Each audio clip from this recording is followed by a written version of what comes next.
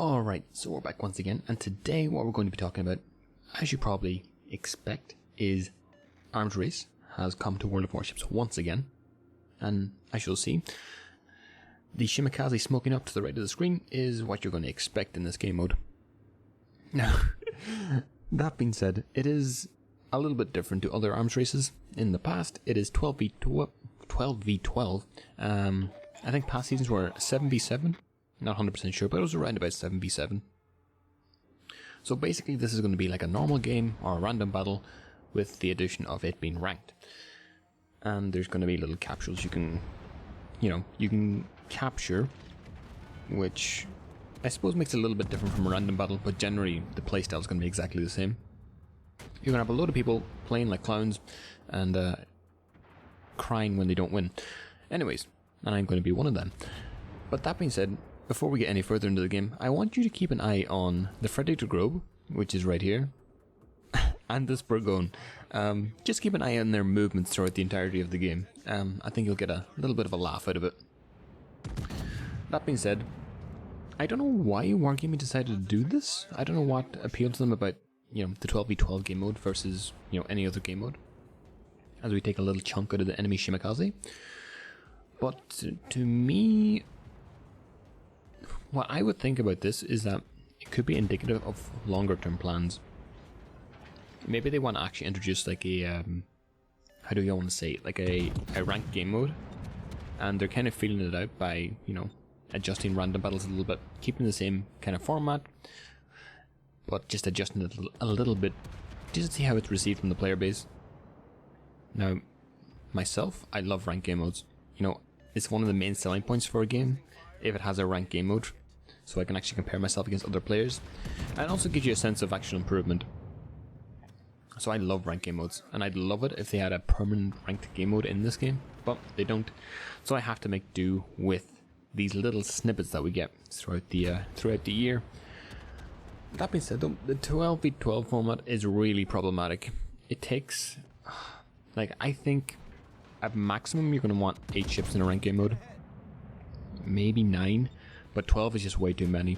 You don't actually get a chance to actually demonstrate all that much skill and have a massive impact in the game unless you're playing something like a destroyer and you have an absolutely pop-off game, which again, with today's state of the game, isn't all that easy to do. But it could be indicative of longer term changes, so we need to keep that in mind. The next thing I want to touch on though is that the fact that that was a horrible shot, by the way. It actually hit nothing. Look at that. It actually punched way behind it. Anyways. The next thing I want to touch on is the fact that it's tier 9 and tier 10. Now, this is even a weirder choice for me. And mostly because of the fact, why would you ever take a tier 9 into, a tier 10 battle, effectively what it's going to be? 2 reasons that I can think of actually off the top of my head. One, you have ships like, say, the Alaska, which is effectively a tier 10 anyways, but it's categorized as a tier 9. That's one reason. Another reason is they might actually want more people to participate in ranked, and this kind of falls into, making it a more permanent game mode. If they could actually get more people to play ranked overall than playing random battles, if that actually adds to the player base, then it could be a good decision to actually go with that long term. So maybe that's what they're taking into consideration also. Me, myself, I don't really see the point in taking any tier 9s, again, outside of things like the Alaska. So as considering Arms Race as it usually is, it's a very odd decision to me to actually take, decide to make a tier 9 and tier 10. But, that being said, it does open up the game to newer players. If you're grinding your first tier 10, it can take a hell of a long time. So, being able to participate in this game mode and, have a ship that you can actually play is a pretty nice feeling. It makes you feel included, shall we say. That being said, I'm not sure how this ranked season is actually going to play out relative to others. As I said, it's very different. It's 12v12. It could be really messy. You could have a lot of really good players being stuck at really low ranks just because of the fact of every player you add to the game, your impact diminishes probably a hell of a lot more. So if it's a 1v1, is basically solely based on how you play. 2v1, it's a little bit less based on how you play.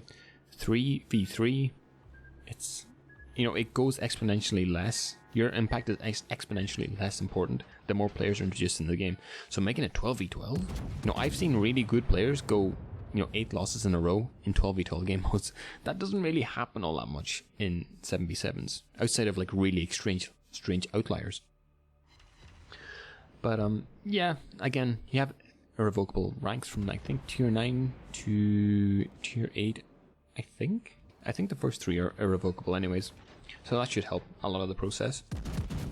And again, it is only 10 to 1, not 15 to 1 as it would be for a normal rank season, so take that into consideration too. But as been said, if you look on the minimap, and if you've been following the Frederick Grove and the Burgoyne, I never thought I'd see the day where a Frederick Grove would be on the edge of the map. You know, Germans are known for being tanky ships, but the Frederick Grove's actually thinking he is a tanker and he is carrying oil, and he's decided to go on the edge of the map and make a delivery. That be I can't. Oh my god, this is the shit you're gonna have to deal with playing this game mode. Generally, I could deal with it a lot better when it's 7v7. You know, I think the map awareness of people when it's 7v7 is a lot more clear. You can actually look at the minimap and see, okay, all my ships here, I'm way out of position. Okay, I'll change. But with 12v12, you kind of get lost in the fact that there's so many ships on the map and you just move all around the place. I noticed the black on my left-hand flank, and I know the area is about to pop up, or has popped up already, so I decided to push in and stop the capping if I can at all. I know I can 1v1 this Montana pretty easily.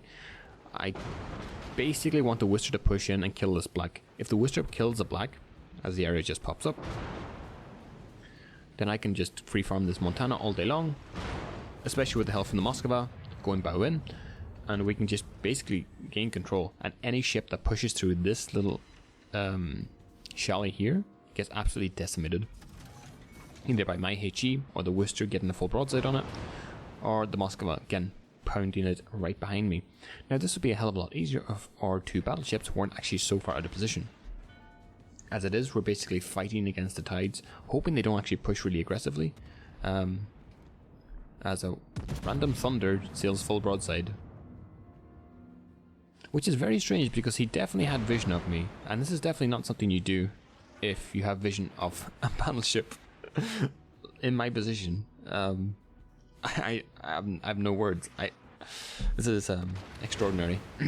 Anyways, I switched to AP, hoping to get at least 1 or 2 decent shots in on him. Again, I can't angle all that much because, well, I don't want to shoot too much broadside. That being said, we do take 25k off him, which is not too bad. That being said, I'm basically holding this entire cap by myself, tanking a hell of a lot of damage. As you can see, we're up at 1 million potential damage so far. And for the first, like, maybe 7 minutes of the game, I didn't actually take all that much damage. Probably very little. So again, it's going to start ramping up now, especially as I become the focus of the game. That being said, I can't think of many other ships I'd want to be in. Well, actually no, I can think of a few. I'd want to be in the Frederick Grove at the minute, if I was in this position. But in terms of ranked gameplay, generally the best advice is to pick a ship you really want to play and play it. Or not really want. Pick your best ship and just play that ship. Generally, you're not going to get much better results by, you know, doing the analysis and, you know, picking the statistically strongest ship. If you can't play this ship, you're going to be perform really poorly on it. So, you know, just pick the ship you're most comfortable on, or you play, you know you play the best on, and just play that. It's going to have the best outcomes for you, and you're probably going to, you know, climb the furthest and the fastest with that ship. Here I was hoping I could loop the shell slowly over. I think I raised it up a little bit too high. I raised my aim a little bit too high, and it just got overpens on probably the superstructure of the Hindenburg. So I switched back to HE because I can't really get any good broadsides on any ship. If I push forward and pull left to get all my guns on the Kremlin, or to even get a bit of a broadside on the Kremlin, the Montana is going to absolutely destroy me. So I decided just to go with farming the Montana at this point. But yeah, at this point, I'm hoping someone else can actually take over the tanking responsibilities, but as you'll see, and as you are seeing, the Frederick Grove and the Burgoyne aren't all that interested in actually helping out. Like, we could very easily kill both the Kremlin and the Montana here. We've got the Hindenburg, we've got the Moskva, we've got the, even the Frederick Grove's in range, and even the Burgoyne's in range. If we focus fire one of these ships, they're basically dead. But obviously this is 12v12, communication is so goddamn difficult. I don't know if voice communication would actually help in this situation, or if we just have people just raging at each other a hell of a lot more. Because chat tends to go that way. But that being said, there's not really all that much we can do given in this situation. I do see the Hindenburgs a little bit out of position, but not out of position. I can't really target them. So at this point, I get a little bit of lag, and I decide, okay, we're all focusing the Kremlin. I may as well join in.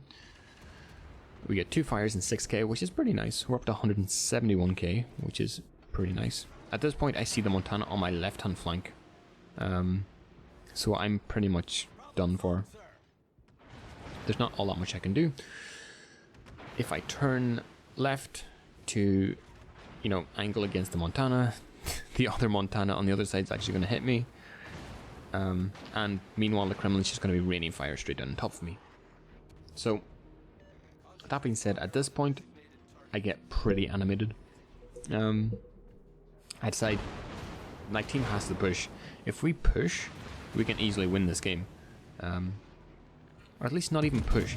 Push far enough in so that I'm not the one holding the cap. Look even at the scoreboard at the top. We're winning on ships. This is a very easy victory. At this point I know I'm not going to be able to get back out, so I decide just to kind of YOLO it. Do as much damage as possible. I get a decent salvo off on the enemy Montana. Manage to get 1 Citadel, get the high caliber achievement, and take him down to about 15k. But at this point, it's just not much more tanking I can do. We do get up to 231k, which is pretty nice. It's a pretty good game on the Thunder. And I just hang my head in shame at this point. Because even though you do so much, there's so much out of your control. But now we see the Hindenburg pushing in, the Burgoyne pushing in, the Hindenburg showing full broadside to the enemy Montana, and he goes down, which is kind of to be expected, based on the caliber that we've seen so far in the game. And on the Merry Adventures is the Frederick Grove, which is somehow at half HP, but we've had 2 healing buffs, and he has been way out of the game. Yeah, some things never cease to amaze. I'm going to speed this up a little bit because... Oh wait. I'm going to speed this up a little bit because we do end up losing the game. And this is kind of the stuff that happens in normal battles or random battles a hell of a lot. So you're going to want to expect it in ranked battles too. Well, that being said, I'm going to leave you to enjoy the rest of this absolute shit show. And until next time, I'll see you in the next one.